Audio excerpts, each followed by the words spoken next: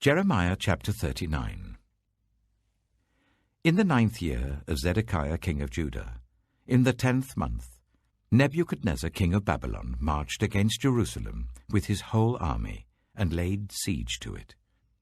And on the 9th day of the 4th month of Zedekiah's 11th year, the city wall was broken through. Then all the officials of the king of Babylon came and took seats in the middle gate. Nergal-Sharezer of Sagma, Nebo-Sarsekim, a chief officer, Nergal-Sharezer, a high official, and all the other officials of the king of Babylon. When Zedekiah king of Judah and all the soldiers saw them, they fled. They left the city at night by way of the king's garden, through the gate between the two walls, and headed towards the Arabah. But the Babylonian army pursued them and overtook Zedekiah in the plains of Jericho. They captured him and took him to Nebuchadnezzar king of Babylon at Riblah, in the land of Hamath, where he pronounced sentence on him. There, at Riblah, the king of Babylon slaughtered the sons of Zedekiah before his eyes, and also killed all the nobles of Judah. Then he put out Zedekiah's eyes, and bound him with bronze shackles to take him to Babylon. The Babylonians set fire to the royal palace and the houses of the people, and broke down the walls of Jerusalem. Nebuzaradan, commander of the imperial guard, carried into exile to Babylon the people who remained in the city, along with those who had gone over to him and the rest of the people. But Nebuzaradan, the commander of the guard, left behind in the land of Judah some of the poor people who owned nothing, and at that time he gave them vineyards and fields. Now Nebuchadnezzar king of Babylon had given these orders about Jeremiah through Nebuzaradan, commander of the imperial guard. Take him and look after him. Don't harm him, but do for him whatever he asks. So Nebuzaradan, the commander of the guard, Nebuchadnezzar, a chief officer, Nergal-Sharezer, a high official, and all the other officers of the king of Babylon sent and had Jeremiah taken out of the courtyard of the guard. They handed him over to Gedaliah, son of Ahikam, the son of Shaphan, to take him back to his home. So he remained among his own people. While Jeremiah had been confined in the courtyard of the guard, the word of the Lord came to him. Go and tell Ebed-Melech the Cushite, this is what the Lord Almighty, the God of Israel, says. I am about to fulfill my words against this city, words concerning disaster, not prosperity. At that time they will be fulfilled before your eyes. But I will rescue you on that day, declares the Lord. You will not be given into the hands of those you fear. I will save you. You will not fall by the sword, but will escape with your life, because you trust in me, declares the Lord. Jeremiah chapter 40. The word came to Jeremiah from the Lord after Nebuzaradan, commander of the imperial guard, had released him at Ramah. He had found Jeremiah bound in chains among all the captives from Jerusalem and Judah who were being carried into exile to Babylon. When the commander of the guard found Jeremiah, he said to him, The Lord your God decreed this disaster for this place, and now the Lord has brought it about. He has done just as he said he would. All this happened because you people sinned against the Lord and did not obey him. But today I am freeing you from the chains on your wrists. Come with me to Babylon if you like, and I will look after you. But if you do not want to, then don't come. Look, the whole country lies before you. Go wherever you please. However, before Jeremiah turned to go, Nebuzaradan added, Go back to Gedaliah, son of Ahikam, the son of Shaphan, whom the king of Babylon has appointed over the towns of Judah, and live with him among the people, or go anywhere else you please. Then the commander gave him provisions and a present, and let him go.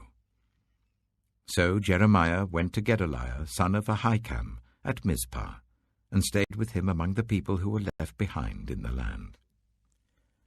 When all the army officers and their men who were still in the open country heard that the king of Babylon had appointed Gedaliah son of Ahikam as governor over the land, and had put him in charge of the men, women, and children who were the poorest in the land, and who had not been carried into exile to Babylon.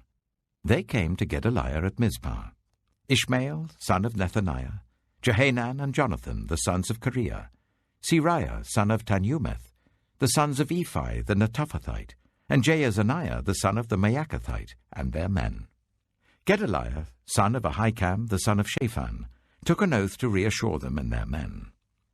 "Do not be afraid to serve the Babylonians," he said. "Settle down in the land and serve the king of Babylon, and it will go well with you.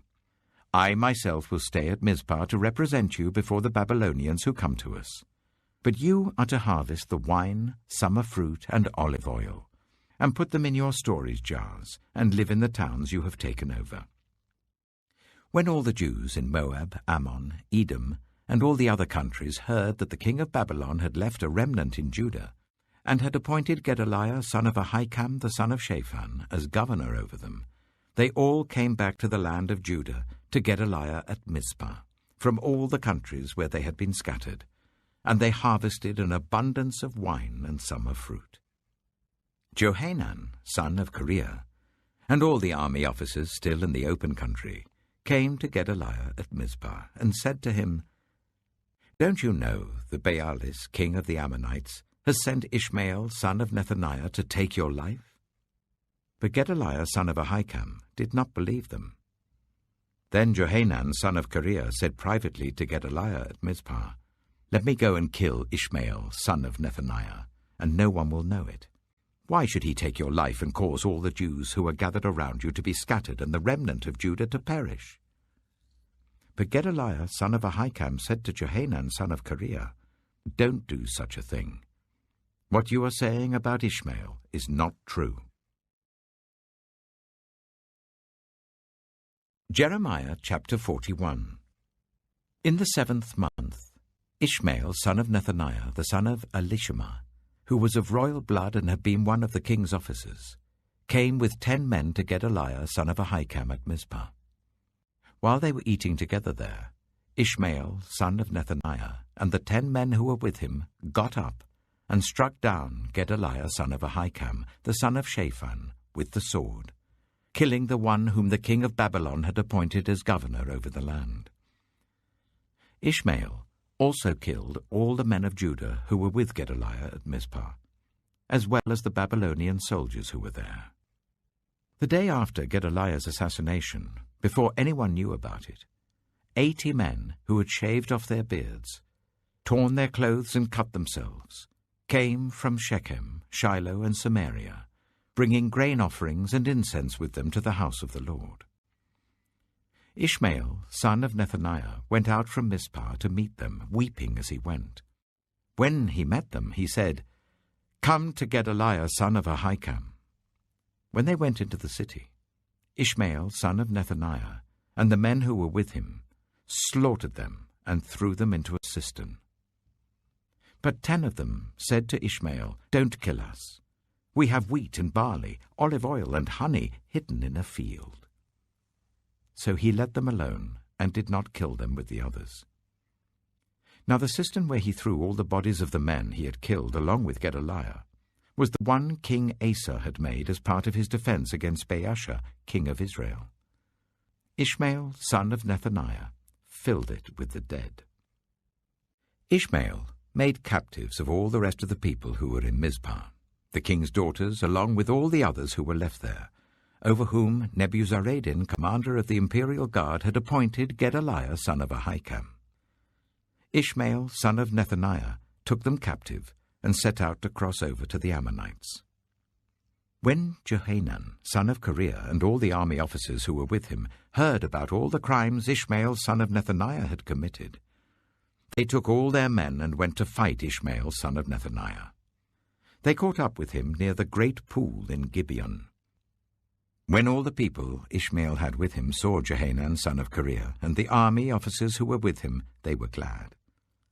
All the people Ishmael had taken captive at Mizpah turned and went over to Johanan, son of Kareah. But Ishmael, son of Nethaniah, and 8 of his men escaped from Johanan and fled to the Ammonites.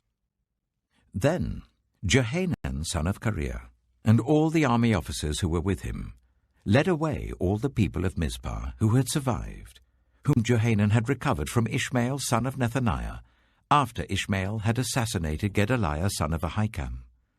The soldiers, women, children, and court officials he had recovered from Gibeon. And they went on, stopping at Jeruth-Kimmam near Bethlehem, on their way to Egypt to escape the Babylonians. They were afraid of them because Ishmael, son of Nethaniah, had killed Gedaliah son of Ahikam, whom the king of Babylon had appointed as governor over the land. James chapter 3. Not many of you should become teachers, my fellow believers, because you know that we who teach will be judged more strictly. We all stumble in many ways. Anyone who is never at fault in what they say is perfect, able to keep their whole body in check.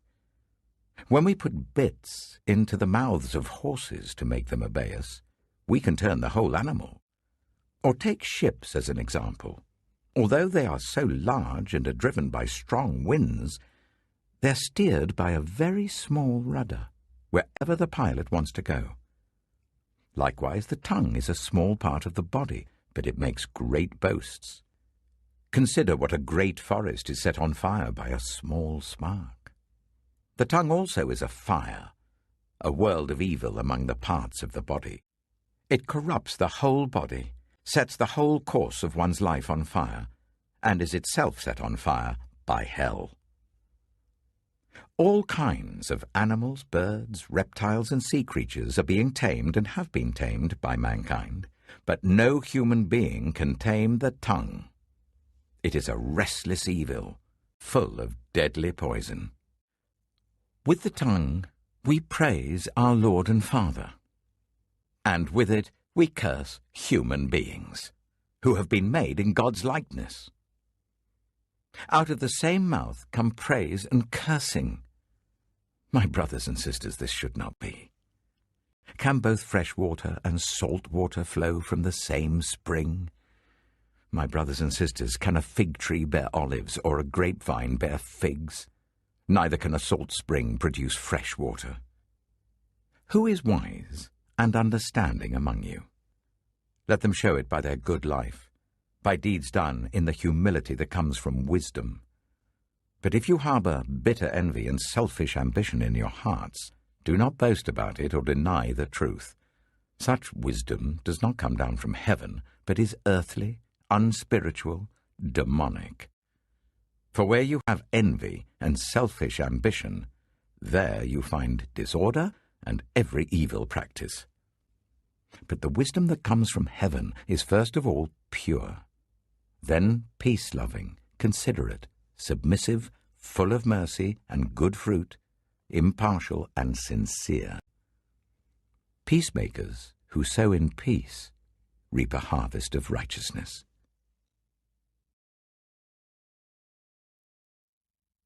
Psalm 100. Shout for joy to the Lord, all the earth. Worship the Lord with gladness. Come before him with joyful songs. Know that the Lord is God. It is he who made us, and we are his. We are his people, the sheep of his pasture. Enter his gates with thanksgiving, and his courts with praise. Give thanks to him and praise his name. For the Lord is good, and his love endures forever. His faithfulness continues through all generations.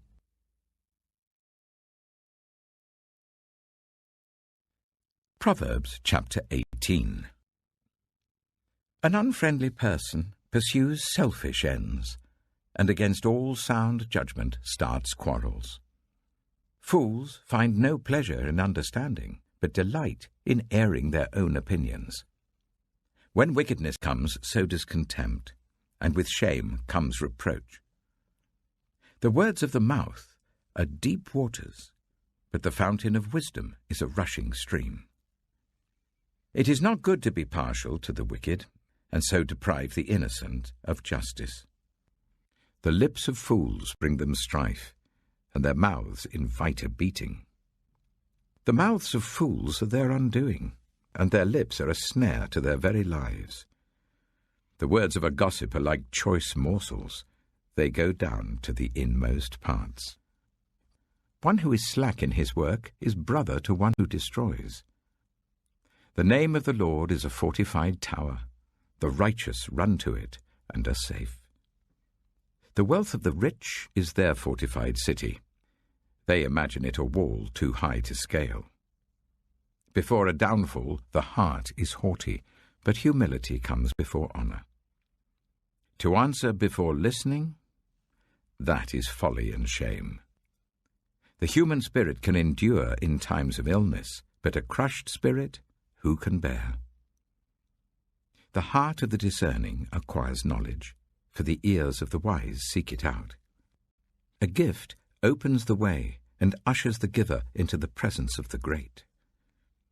In a lawsuit, the first to speak seems right, until someone comes forward and cross-examines.